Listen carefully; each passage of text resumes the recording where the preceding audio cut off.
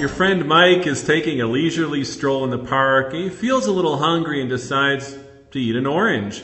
So he recites the Ha'adamah blessing quietly, then pulls an orange out of his pocket, peels it, and takes a bite. Now, although this blessing is valid, there are several things that Mike should have done differently. And before we enumerate them, I'll repeat the case again and see how many mistakes you can detect. Okay, Mike is taking a stroll in the park and he decides to eat an orange.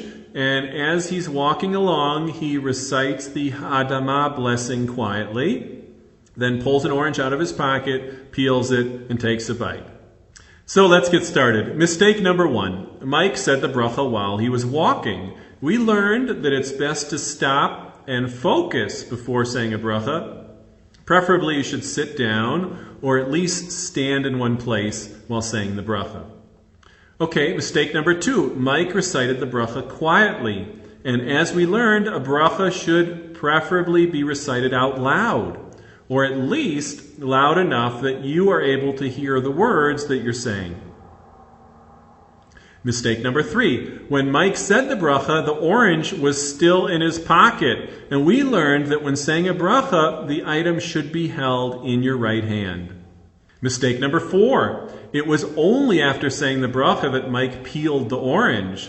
And we learned that preferably there should not be a pause of more than just a few seconds between the bracha and the eating. So in this case, Mike should have peeled the orange first and then said the bracha.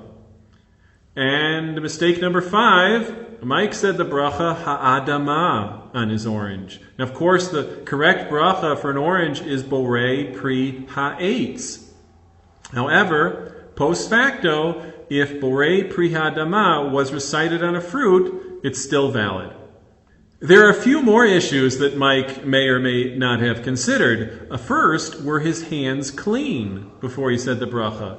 Were they grimy, or even had he touched his shoe or scratched his head since his hands were last washed? And we learned that a person's hands must be clean before saying a bracha.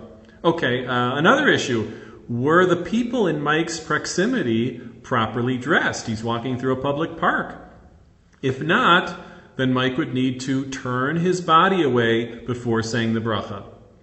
And finally, were there any smells in the vicinity? Perhaps from an open garbage can or even from dog excrement in the park? If so, before saying the bracha, Mike would need to move 7 feet away from where the smell ends. Wow, a leisurely stroll in the park can get quite complicated once you throw an orange into the mix.